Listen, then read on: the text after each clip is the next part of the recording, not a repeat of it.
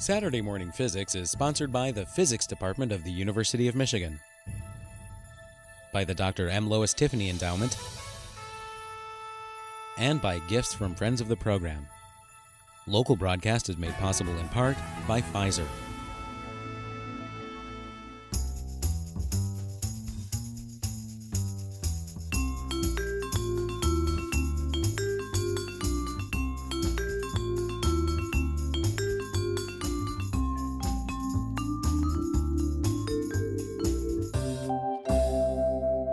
Okay, so the heart, it's a really interesting organ, and it seems that we've always been fascinated by the heart, and perhaps this is why the heart is such a popular symbol in today's culture. You see it everywhere, from candy to clothing, religion, jewelry. In fact, in honor of today's talk, I made sure to wear my heart bracelet and my heart necklace. The Greek philosopher Aristotle said that the human consciousness, our soul, was located in our heart. Now, I don't really know how the heart came to be such a popular symbol in today's culture or what it means in terms of our soul, but what I can tell you is that we rely on our heart every second of every day in order to live. So how do you mend a broken heart? That is the title of my talk today, right? Well, I looked it up on the internet when I was preparing this lecture, and I found some interesting quotes. So now what I want to do now is, as I show you some of the quotes I found, I want you to just raise your hand if you agree with the quote. Okay? So there's no right or wrong answer here, just your first reaction, okay? All right, so the first one, skinned knees are easier to fix than broken hearts. Yeah. Okay. How about this one? You can't mend a broken heart. You can stitch the wounds, but the scars last forever. Yeah. Okay. Money can't mend a broken heart. That's true. Thought we might get some people on that one. All right. So obviously, the people that came up with these quotes, they were talking about a broken heart in the romantic sense, but physiologically speaking, these quotes are actually true. Because when we sustain damage to our heart, such as a heart attack, that damage is permanent and irreversible because our hearts have absolutely zero regenerative capacity. So the current treatment strategies deal with trying to manage the complications of the damage. But even with the treatments available right now, cardiovascular disease is still the leading cause of death in this country. So the high mortality rate caused by cardiovascular disease dictates an urgent need to develop novel treatment strategies to deal with these problems. And that's actually the topic of my talk today. So I'm going to start out by giving you an overview of the cardiovascular system. What is it and how does it work? And then I'm going to talk about a couple prevalent cardiovascular diseases, specifically myocardial infarction, heart attack, and end-stage heart failure. And then I'm going to talk about some of the treatment strategies used currently, and then how tissue engineering could be used in the future to treat these conditions. And then I'm going to end my talk by discussing a little bit about heart regeneration in lower vertebrates and how understanding heart regeneration in those animals could maybe somehow lead to new treatment strategies. Okay, so the cardiovascular system. It's composed of the heart, made of cardiac muscle, which contracts to pump blood, and then blood vessels. And the blood vessels carry blood from the heart to the rest of the body. And the blood vessels are lined with, the larger blood vessels at least, with a layer of vascular smooth muscle, hence the name cardiovascular system. So the major function of the cardiovascular system is to pump and circulate blood throughout the entire body. Okay. Let's look at blood flow in the cardiovascular system. So deoxygenated blood from your body converges at the vena cava, and the vena cava brings your deoxygenated blood to your right atrium, and then from your right atrium the blood is emptied into your right ventricle. Now your right ventricle contracts and pumps blood into your pulmonary arteries which take the deoxygenated blood to the lungs. And then at this point, the blood becomes oxygenated, and then from the lungs goes back into the pulmonary vein, back into the left atrium, and then from the left atrium to the left ventricle, and then from the left ventricle up back into the aorta, and then the aorta carries your oxygenated blood all through the rest of your body. So basically the right side of your heart deals with collecting deoxygenated blood and carrying it to your lungs for oxygenation. And this is called your pulmonary circulation. But the left side of your heart deals with taking your oxygenated blood and carrying it to the rest of your body. So that's your systemic circulation. I also want to point out that now the right side only has to pump blood to the lungs, so it's a low pressure system, whereas the left side has to pump blood to your entire body, so it's a high pressure system. So in terms of the functions of the four chambers of the heart, the two atria and the ventricles, the left ventricle, which contracts to pump blood to your entire body, is actually the major player of the heart. Okay, so there's two major alternating phases that your heart goes through. It's called this cardiac cycle. It's called diastole, which is a period of ventricular relaxation and blood filling, and then systole, which is a period of ventricular contraction and blood ejection. So on average, our hearts go through the cycle 72 times per minute, so 72 beats per minute. Mine's probably a little higher right now, but. So now I'd like everyone in the audience to put your hand on your neck and feel over your carotid artery. Do you feel that throb? Does everyone feel it? Okay, your pulse. Now what you're feeling is actually a result of systole. When you have this ventricular contraction, you get an ejection of blood into your aorta, and that surge of blood causes an expansion of your artery walls. And that's the throb that you're feeling. So during diastole, in between the surge of contraction where it's relaxed, nothing's felt. Okay, everyone see that? All right, and finally there's the capillaries, which are the smallest vessels in your entire body. They're only 1 cell thick, so only 1 cell. Blood cells pass through these capillaries 1 cell at a time, or in single file, basically. And the goal of the capillaries, they actually perform the ultimate function of your cardiovascular system, which is to bring oxygen to all of your tissues and remove CO2 and bring it back to your heart to pump to your lungs. So all of this pumping and transporting blood to and from the heart and the lungs, all of this the purpose is to get blood flow to the capillaries so you can bring oxygen to your tissues and remove CO2.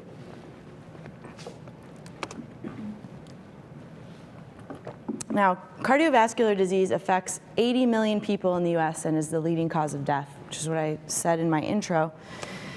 And again, much of this is attributed to the fact that the heart has absolutely no regenerative capacity. So when we sustain damage, like a heart attack, it's permanent. Cells die and you cannot replace those cells. And again, current treatment strategies are basically aimed to deal with the complications of the damage. So now I'm going to talk about these two heart conditions, myocardial infarction and heart failure, and give you a little bit more information, take you through the process, how it works. So by definition, myocardial infarction, which I'm sure you've all more commonly referred to as a heart attack, is the lack of oxygenated blood flow to the heart, and it causes death of cardiac tissue. So this usually occurs when you have some kind of blockage or narrowing or occlusion of your artery, which supplies oxygenated blood to the heart. And then this damaged area where cardiac cells die is referred to as your area of infarction. Just a little interesting fact, 1.2 million people had a myocardial infarction in 2005. All right, so When you have a myocardial infarction, again, I said you get death of cardiac cells, and then it's replaced by scar tissue formation in the area of the infarct, and an overall loss of contractile function. But this period of remodeling is actually a really complex process, because not only does it affect the damaged area, but it also affects the rest of the heart, because the rest of the heart has to compensate for the damage that you sustain in this area. So it's a really interrelated, sort of complex process that begins initially as soon as you have damage and can progress for a lifetime if left untreated. Now I've got a little demo that I want to show you to kind of represent what's going on here. All right, so these balloons, let's pretend this is our heart here. This is our normal heart.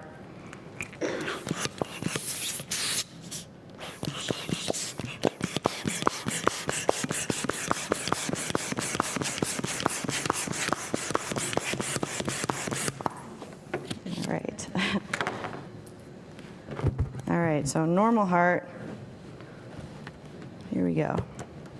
It's hard to do. All right, now we have, oops, I knew I'd mess it up.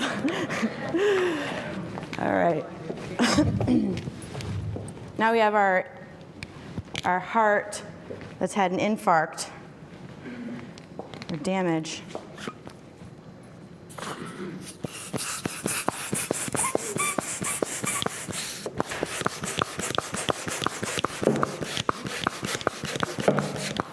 All right, it's definitely, now you see we have this area where there's no contraction going on, but as you can see, it affects the rest of the heart, right? So there's some compensation. The rest of the heart's trying to compensate for this lack of contraction over here. In that dead area, can there be any vascular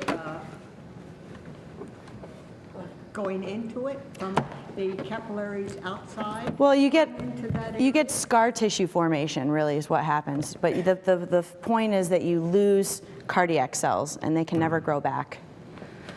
So I'll pass these around if you want to see the balloon.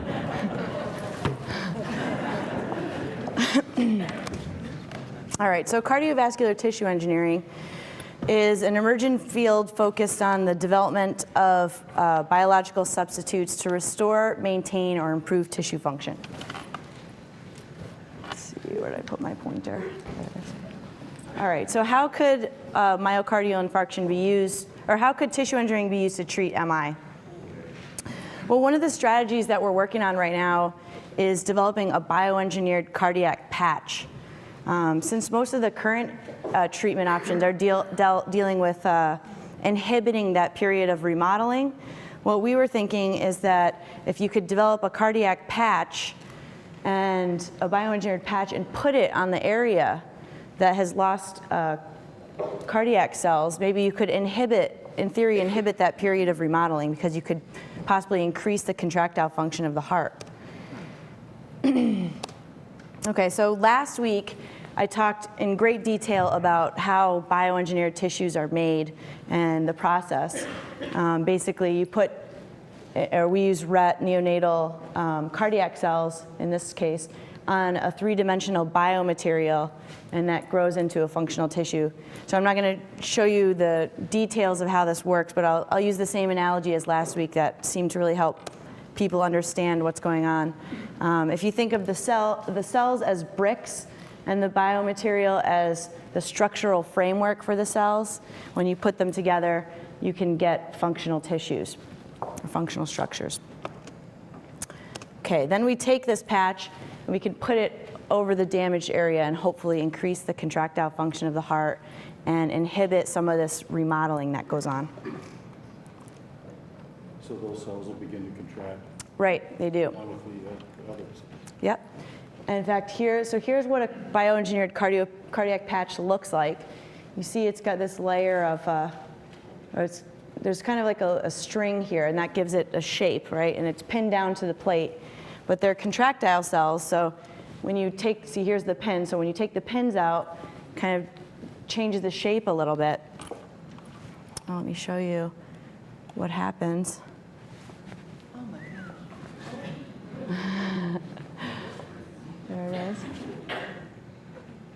So yeah, it beats spontaneously all by itself, and it also is responsive to electrical stimulation and chemical stimulation too. If put in with other cardiac cells into the heart, would it synchronize its contraction? That's the idea. That's the idea. Talk about that in a minute. Best case. And this is what it looks like under the microscope. Is the beating at the same rate? Well, we can pace it with electrical stimulation. So we can pace it to beat at whatever rate we want. Is that something that would be used only directly immediately after the heart attack, or could it? Yeah, I mean, I think in theory is you just put it on immediately to regain some of that contractile function and again inhibit that period of remodeling. Okay, but it wouldn't be used years later. Save the question. Yeah, we'll have a question session afterwards. In fact, okay, I actually brought one of our bioengineered tissues with me, and we'll see if it's working. The demo camera.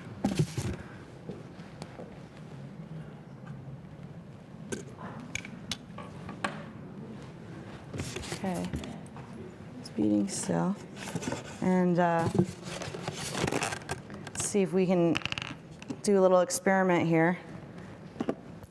This epinephrine? Okay. All right, I'm going to add some epinephrine, see if we can speed up the heart rate.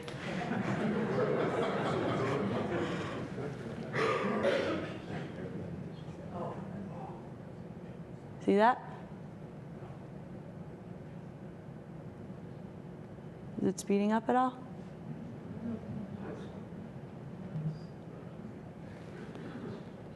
Okay, well. So just as a side note, we earlier this year, some of the lab members went to a conference in LA, and they needed to transport the tissues. They wanted live tissues from our lab to be shipped over to LA. And one of the big problems that they had was there's really no way to transport live tissues right now. So my brilliant advisor over here came up with this idea to build a transport system. And he actually, the very first prototype used these little, see this little blinking heater? It's actually a shoe warmer. And so the newer prototypes are a little more sophisticated, but I like my school-spirited version that I made. All right, so we'll put this away.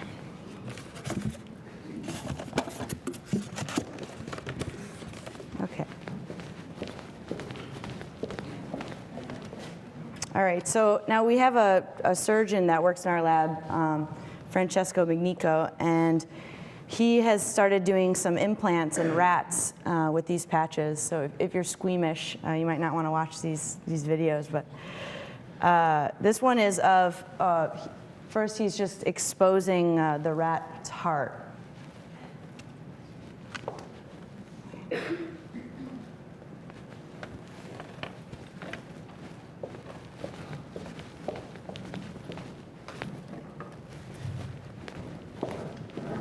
Okay, so that's the heart right there. And then, I just want to show you what that looks like normally. And then what he does is he actually sutures one of the bioengineered patches. Right here is what he's doing. He's suturing one of the patches onto the heart. So you see the string there? He's actually just taking some sutures and sewing it on.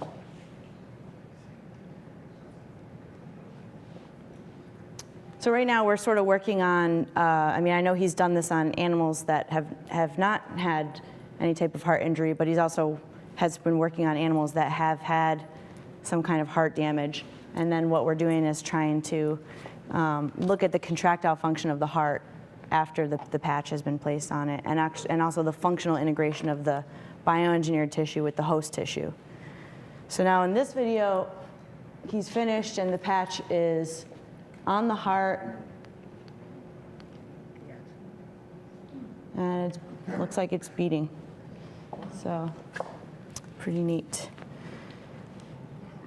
Okay, so heart failure, defined by as the pumping capacity of the heart does not meet the requirements of the metabolizing tissues. So put simply, the heart just can't contract enough to beat and bring blood to the rest of the body. And end-stage heart failure was diagnosed in 5.2 million people in 2004. So some of the current interventions, one of the current treatments is called a left ventricular assist device, or an LVAD. And what this is it's a mechanical circulatory device. So what it does is it bypasses, so you have your sort of your non-functioning left ventricle, and the LVAD takes the blood from the left ventricle and reroutes it back to the aorta. So essentially, it replaces the function of the left ventricle.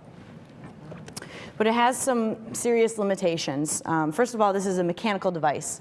So you're implanting something that's non-biological into the body.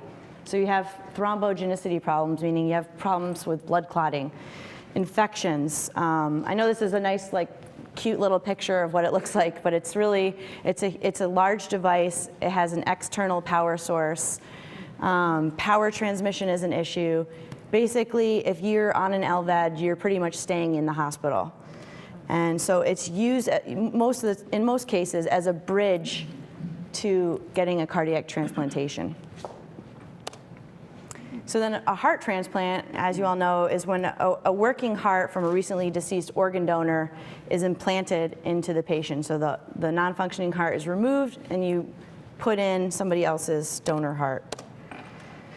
So one of the main limitations, well, there's several, but is that there's a chronic shortage of organ donors. And actually last night, as I was finalizing my talk, I emailed my advisor, asked him to give me some stats on this. And so I wrote them down so I wouldn't forget. So in 2005, 5,924 patients were on a waiting list for a heart transplant. They performed 2,125 heart transplants. So about a third of those people only got heart transplants. And there were 465 deaths. So as you can see, there's a chronic organ donor shortage. And even if you are one of the lucky ones to get one of the heart transplants, you have a severe risk of immune rejection and infection. And you're going to be on lifelong immunosuppressive drugs. So there's obviously some serious limitations to this strategy. What's the duration of infection? Say if it goes beyond 2 months, would it be all right? Yeah, I'm going to actually talk about that at the end of my talk. He's asking me about the basically the survival rate. I'll talk about that at the end.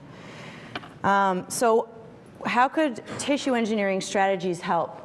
Well, basically, what we're trying to do is bioengineer tissues that could mimic the pumping capabilities of the left ventricle. And we've got two strategies: bioengineered pumps and bioengineered ventricles. So in terms of the pump, what that would do is it would sort of perform the same or similar function as an LVAD, where you reroute the blood from the non-functioning left ventricle back to the aorta using a completely cell-based bioengineered pump. Now the bioengineered ventricle, in that case, you'd excise the non-functioning left ventricle and then replace it with a completely cell-based bioengineered ventricle. Okay, so here's how this works. I'm going to just show you the process, and then I'll show you a demo in a second. So you've got pumps and ventricles. So in order to create a bioengineered pump or ventricle, you need to start out with something that's shaped like a pump or a ventricle. So for pumps, we need a scaffold that's in the shape of a tube. For a ventricle, we obviously need to use a ventricle-shaped scaffold. And then what we do is we have our bioengineered tissue, the patch that I just showed you, and we wrap it around the scaffold and allow it to grow in culture for a little while. And then as it grows, what we do is we chemically degrade the scaffold that we started out with. And so you're left with a bioengineered tube or pump or ventricle. And we use cardiac cells for all of these. So let me just show you on the demo camera. Let's see.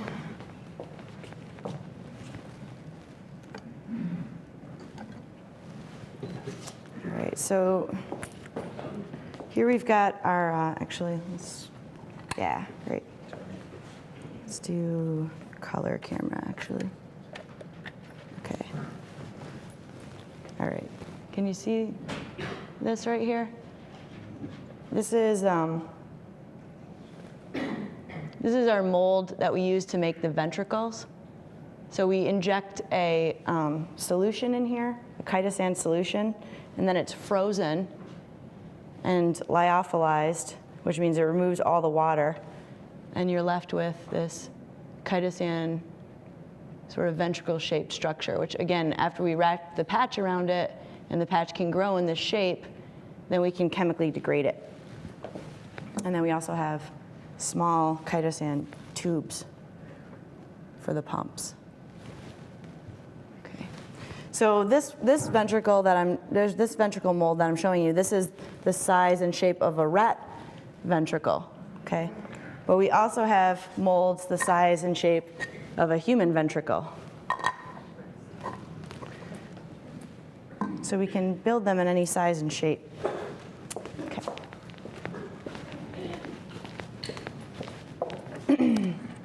Okay, now here is one of our bioengineered cardiac pumps.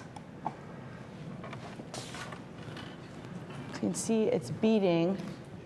So functional testing showed that they generate intraluminal pressure, which can drive pumping capabilities. Now, one thing I haven't talked about in today's talk, but I'll just briefly mention, is that some other people in the lab are working on bioengineering valves, which could be incorporated into this design, and that could provide unidirectional blood flow. Okay.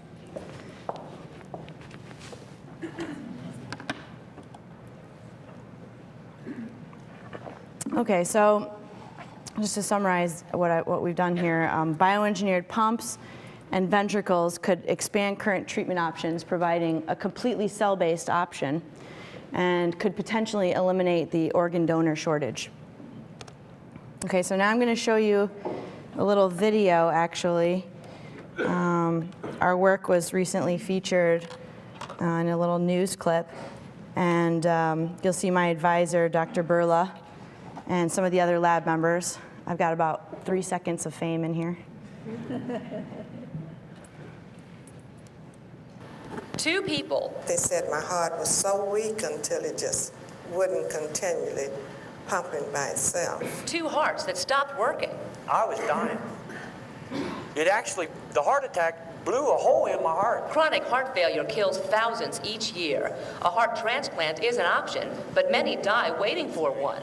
Now, cutting-edge research offers something better. If we think about science fiction, the ability to have a total bioartificial heart implanted back into the patient may be a life-saving option for some cases where there simply is no other option available. Researchers at the University of Michigan are growing heart muscle and valves in the lab.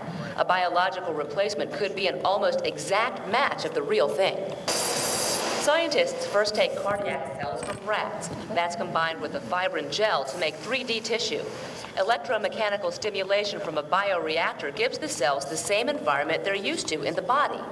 The goal is to put the created tissue back into the body as replacement heart muscle, or make new valves, vessels, and ventricles. The whole concept of being able to grow tissue engineered products of various components of the heart, it sort of gives you a reason to wake up in the morning and come to work. They're still years away from actually using lab-created heart parts in patients, but the scientists say it could revolutionize modern medicine.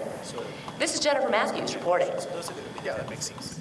We talked about the fact that damage to the heart is permanent. And so far, all of the things that I've discussed are ways to repair the damaged area, okay? But what if you could actually reverse the damage? So about 6 months ago or so, I became interested in learning a little bit more about heart regeneration. And so for the remainder of my talk, I'm going to talk about heart regeneration. And I guess what I want to mention here is that, so the whole story about how I became interested in this topic and sort of the progression of the research and the twists and turns that it led me in, it kind of makes for an interesting story. So I'm going to try and take you through my whole thought process from start to finish. So bear with me here. And that being said, it all started with a guy by the name of Dr. Stan Sessions. Now, Stan Sessions is a professor of biology at Hartwick College in upstate New York, and he's made a pretty interesting career for himself studying amphibians, everything from their immune system to their genetics to limb development and so on. But more recently, he became really interested in learning about heart regeneration in amphibians. Now, if you read my bio that I think they passed out today, then you know that, or you may recall that I actually studied with Stan Sessions as an undergraduate at Hartwick College, and together we worked on a project involving elucidating the mechanisms of deformed amphibians. I think I was trying to make that one into a prince over here. And so my bio also mentions that I got my master's degree from Binghamton University. What it doesn't mention is the topic of my master's thesis. At Binghamton, I studied pheromonal communication between red-backed salamanders. So now these guys, in their tail, this is a cross-section or a thin slice through their tail, they have these big glands at the base of their tail. And what they do is as they're walking, they do something called the postcloacal press, and they press their tail against the ground, and they leave a chemical trail. And then other salamanders can walk by, and through these little nasolabial grooves here, they can pick up that chemical scent and communicate with each other. So that's how they say, hey, I'm here, this is my territory, or hey, I'm here and I'm ready to mate. But even before my master's research and my undergraduate research, I actually had some other experience studying amphibians. There's my brother and I, and growing up in upstate New York, my friends are in the audience, they know me well, they know that I've always had this kind of fascination with frogs, and I had pet frogs and all kinds of stuff. So I just thought that as I sort of neared the end of my PhD training, I thought, how fitting would it be to go back to looking at amphibians again and study heart regeneration? So I pitched the idea to my advisor, and he said, Louise, you are a strange girl. But go for it. Why don't you go back to Hartwick and see what you can learn about heart regeneration in amphibians? So that's exactly what I did. I went back to work with Stan Sessions on this project in June of this summer, actually. And when I got there, he showed me a bunch of research articles that demonstrated that newts can sustain massive trauma to their heart, and they can still survive. So the question that we were after is how? Do they have some kind of wound healing mechanism, or do they actually have the ability to regenerate or grow back the heart? So now I actually brought one of my little newts with me here today, because I realized that not everybody grew up in a place like upstate New York. And get this on. And I know my advisor had never seen or touched an amphibian before, so I made sure I made him hold one. Okay, let's see. Is that working? There he is. Isn't he cute? Yeah, they're really neat, actually. So they're really small. I just wanted you to get an idea of, how big they are and how cute they are. Okay.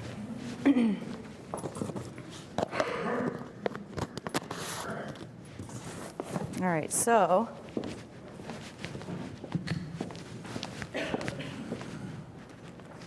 now in terms of regeneration, newts are the champions among vertebrates because they can regenerate all kinds of things on their body, such as their limbs, their tails, eye tissue, their lower jaw. In fact, some evidence even suggests they can regenerate their brain tissue. So because of that, we felt that, and because they can sustain massive trauma to the heart and survive, we felt that it's reasonable to hypothesize that they could also regenerate their heart. So in order to determine if they can regenerate their heart, we start by anesthetizing the newts. Everyone always asks me how you do this. Well, newts breathe through their skin, so you just put them in some water that has a chemical in them, and they fall asleep. And then we put some moist paper towels on them to keep them moist, because their skin needs to stay moist. And then we make an incision into their skin. And then we make another incision into their pericardium. That is the sac that encloses the heart. And then when you apply a little pressure to the chest, the heart actually comes right out. Yeah. And then so what we did is we actually amputate this lower portion. So below this line, we actually cut that off. So I did this surgery. I did about 30 surgeries this summer. There's a little movie.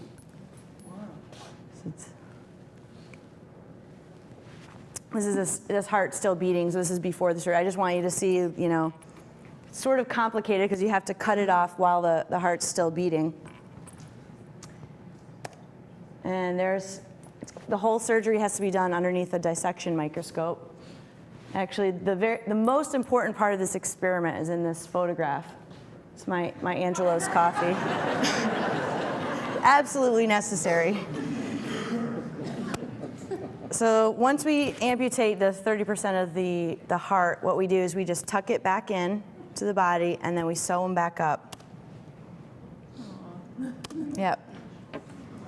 So now newts are cold-blooded, so we put them on ice, and we keep them on ice overnight, and that helps to keep them at a low level, so they're not moving around a lot. It also helps the blood coagulate. But so out of the 30 surgeries I did, I think we only had one fatality. And so 3 months later, I went back to Hartwick and played with the salamanders. Well, I went to check on them. I didn't play with them. I went to check on them. And as you can see in this photograph, they're doing really well. They behave completely normal. And so what Stan Sessions at Hartwick has been doing over the past several months is evaluating the time course of what's going on in the heart, to see what's happening after you amputate. Because obviously they survive, so what's going on? So this is a histological section, or a thin slice through the heart, immediately after we amputate. So here's the ventricle. So the ventricle probably would be right here, but we cut it off at this line. And this purple stuff that you see coming out, that's blood. So blood is just pouring out. So now, this is pretty amazing because, if we as humans were to sustain this type of damage, we would be dead in seconds. So the fact that they can even survive is pretty amazing. And what we're finding is that this blood actually clots up, and then the tissue actually grows back. They can completely regenerate this portion that's been cut off. So now, since I work in a tissue engineering lab, I started thinking, wow, what if we grow some newt cardiac cells in a three-dimensional matrix the way that we grow our mammalian bioengineered tissues? So I isolated some newt cardiac cells and I put them in the matrix. And 11 days after I placed them in the matrix, started seeing this kind of structures forming. You see it kind of start beating. So I thought that was pretty interesting, so I kept watching it. And then 20 days after we put them in culture, and this is the same spot, see it's kind of organized itself into this more complex structure. Now remember, newt cardiomyocytes, or cardiac cells, they can regenerate, so their properties are a little bit different than mammalian. So I wanted to look at this and study them in a bioengineered tissue. Okay, so then I got to thinking about this, and I thought, this might be a really interesting way to study heart regeneration, because we have these bioengineered tissues that have several advantages compared to other methods that are used to study muscle. Last week I talked about all kinds of advantages that bioengineered tissues offer. A couple being that they can be grown under controlled physiological conditions for long periods of time. Another thing that we could do with these tissues is, if you're studying heart regeneration like the previous experiment that I showed you, we're amputating. But there's no real circumstance in which a human heart has like an amputation. So with a bioengineered tissue, we can expose it to different injury models like focal damage or low oxygen conditions, which are more representative of the type of damage that we would sustain, and then make comparisons. And then we can also extract some genetic information, and if we find that certain genes are turned on over here during regeneration, maybe we could turn them on over here in the mammalian system. Okay, so before I go on, because I'm going to be talking about getting at the DNA and the genetics of what's going on, I just want to define a couple terms, make sure we're all on the same page in terms of DNA and the terminology I'm going to be using. All right, so everyone knows that we have DNA that's made up of billions and billions of base pairs. And long sequences of these base pairs make up genes. Now, every single cell in our body has the same exact DNA. But what makes a cardiac cell different from a skin cell or a hair cell or any other cell is just that a different subset of genes are turned on, okay, or expressed. So I just want to, so when I say gene expression, I'm referring to whether a gene is turned on or off. I also want to define this term, orthologs.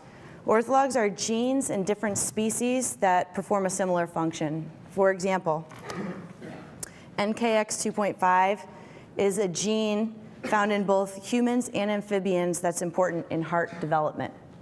Okay? So we share genes between species.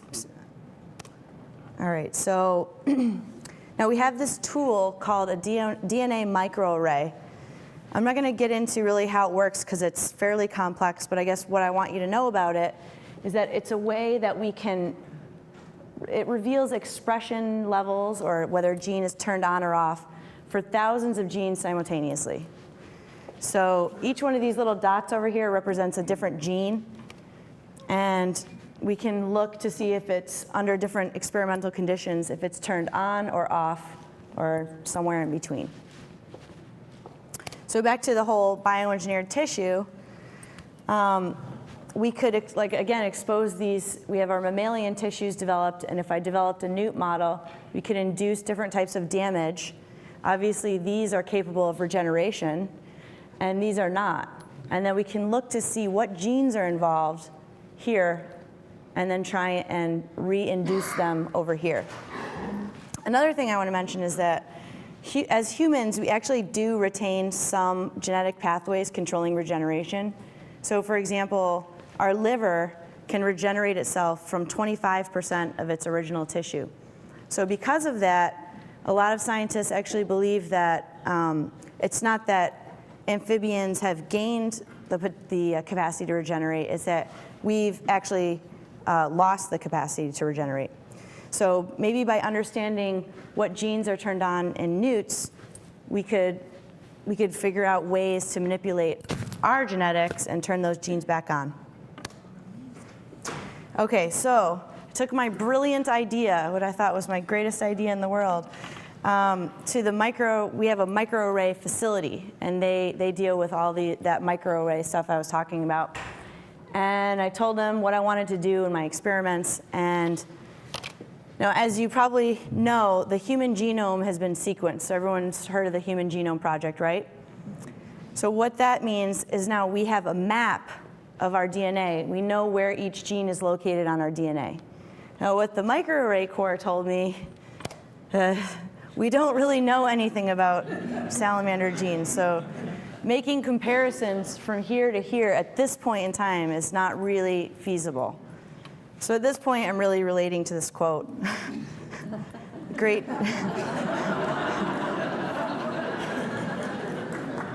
So, but as I was at Hartwick studying, I did come across another really interesting paper by Poss and colleagues, and now they were studying zebrafish. And I've actually got some zebrafish over here I want to show you. Let's see. Get it on here. Do I keep this? I'll keep this up. Okay. Gotcha. Oh. You're there. Okay. So, of course, they're called zebrafish because they have these black and white stripes. And Now, zebrafish can also regenerate their hearts. Okay, we can switch back. That's actually where we got the idea for our experiment. They actually, with the newts, they actually did the same experiment. They amputated a portion of the ventricle, and then 60 days later, they grew back. So zebrafish also retain the ability to fully regenerate their heart.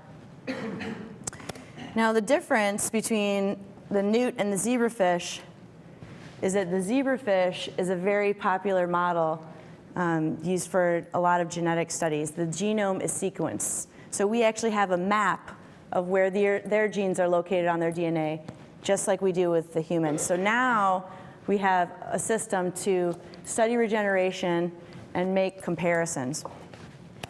So I went forward with this, and I decided to, even though my dreams of working with amphibians went to a crashing halt, I decided to move forward with the zebrafish because they actually make a more ideal model for this kind of study. So I developed a bioengineered tissue out of zebrafish cardiac muscle.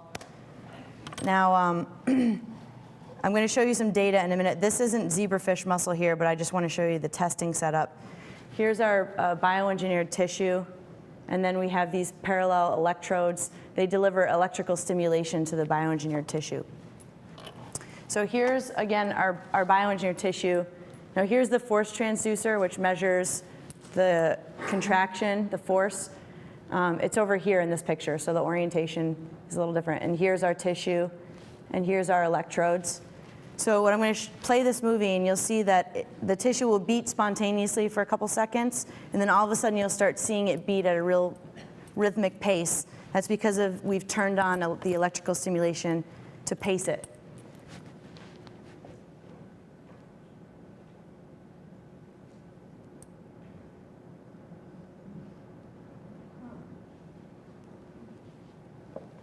Will it always need electrical stimulation? Nope. You saw that it was beating by itself in the beginning. So it has spontaneous contractile activity and can be electrically paced. So I did the same thing with my zebrafish heart muscle. Now here you see one electrical impulse right here, and here's the response in the tissue, and these are all spontaneous. Okay. Now over in this graph, you see one spontaneous contraction, and these are all paced. So basically what I'm showing you here is that the tissue is functional, it's acting in a functional manner.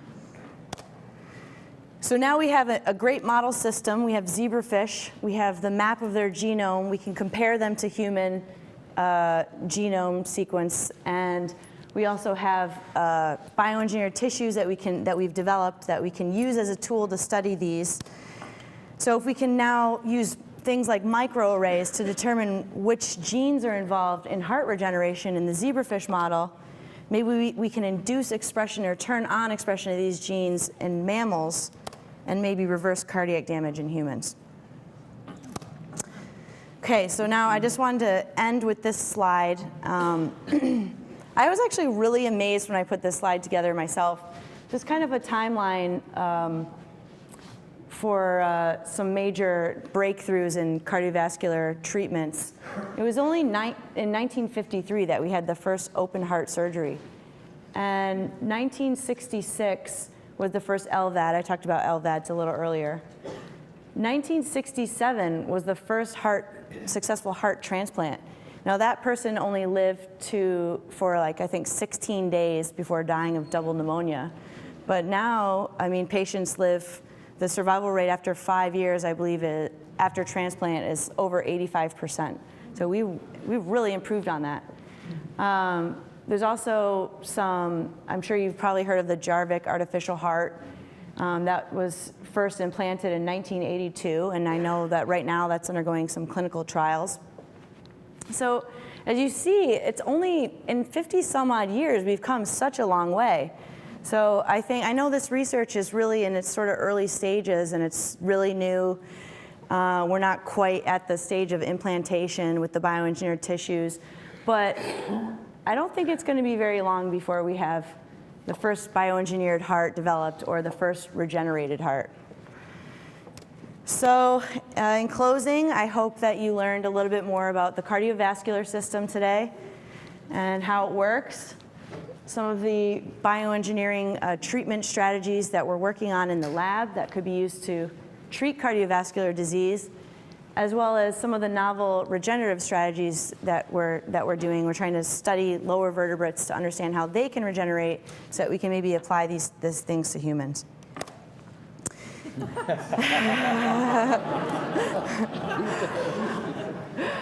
So, I have to thank a few people today. I need to make sure I thank my advisor, Dr. Burla, not just because I need him to graduate me next week, but he's a great advisor, and he's not one of those people that's behind his desk in his office. He's in the lab probably more than I, and in fact, I know more than I am, working on this stuff right alongside with us. And he gives me all the creative freedom to work on whatever projects I want to work on, so I really appreciate that. He's a great person to work with. I want to thank some of the other Artificial Heart Lab members that contributed to a lot of the research you saw today. Garrett Coyne, Francesco Bignico, and Luda Kate. Definitely would like to thank the Applied Physics program. They're just a great bunch of people, and I appreciate them taking me on as a student. Everyone's been wonderful in the program. And finally, I just want to thank the American Heart Association for funding this research. So thanks so much for coming.